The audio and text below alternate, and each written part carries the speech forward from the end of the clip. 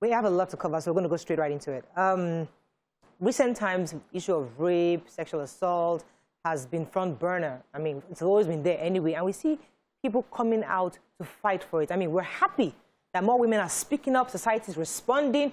This is good news. I mean, we're happy that Mirabel Center is there to help the victims, but little is said about the actual psychological effects on the child. So we're fighting for that child, we're defending her, but we're forgetting that she also has a psychological part of her that is probably bruised. As adults and as mothers and fathers and parents, how do we begin to help people, young ones, the victims, boys and girls, in getting their sanity back, or retracing the steps of what has been done to them, especially when it comes to the issue of rape and sexual assault? Before I answer your question, I want us to first of all talk about prevention. Okay. And that is very, very important. Now, we have to recognize that I was listening to the newspaper headlines, and it seems like we live in a jungle. True. And we have to recognize that, Nigeria is fast becoming a failed state. And this is a jungle. And so first thing, parents have to recognize that. Right? And we have to teach our children. And we have to empower them. So what do we do with our girls? Yeah. They have to go and learn Taekwondo. For real? They have to go and learn Judo. They have to go and learn boxing. Self-defense. Self-defense.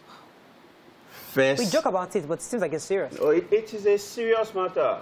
You have to know where to hit, when to hit, how to hit, and how to escape. Why in a jungle? First, we have to get the parents to teach it. Parents have to talk about it, which means that we cannot run away from the conversations anymore. Gone are the days where parents don't talk sex, abuse, rape with their children. And you have to start talking about it early. And you have to be able to name all the parts. Not that you're pee-pee. We're going to have a very difficult conversation.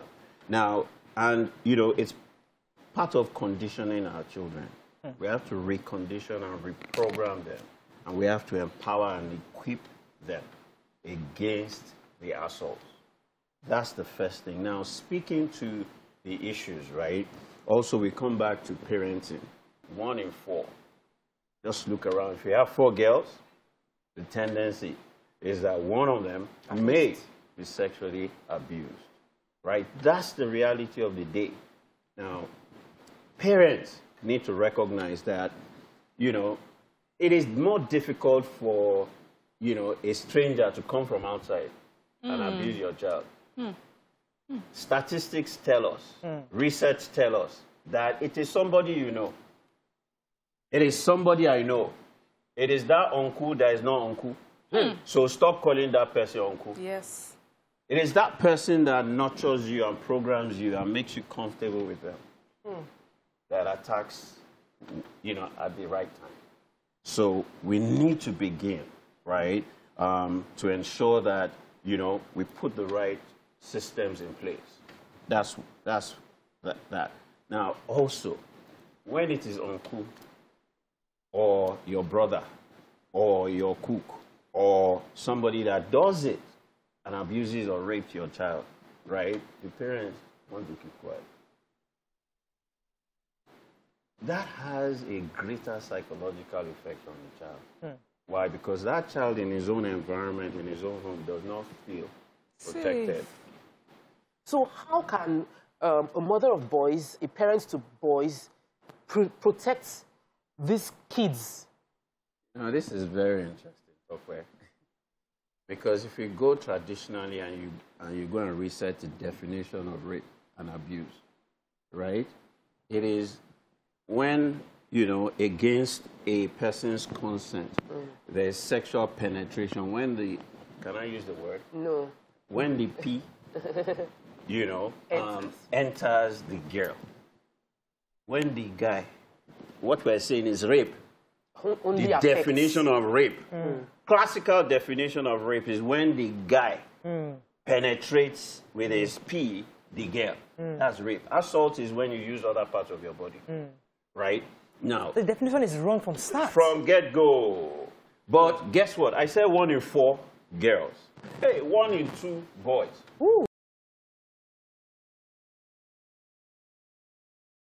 But who is talking about it? Why? Because it's now the era of women. It's now the era of, you know, the girl child.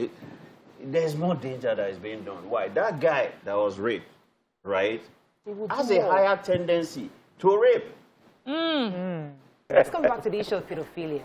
Because the truth is that, I mean, that word has been ringing recently.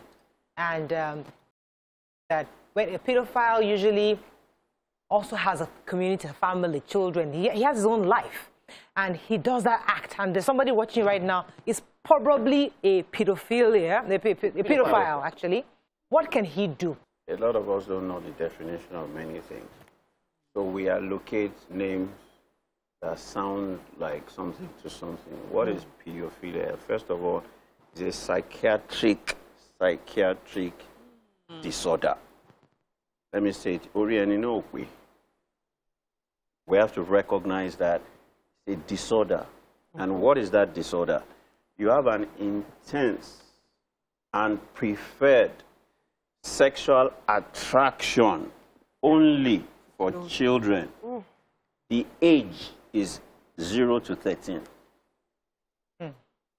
Right? The age of pedophilia is children between the ages of 0 to 13. Initially, it was children between the ages of 0 to 10 or 11, right? But it's been extended to 13.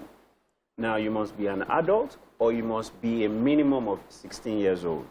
So if a 15-year-old boy has attraction, we would not categorize it as pedophilia, right? You must be a minimum of 5 years older. Than your victim, or you're an adult. That's what pedophilia is, right?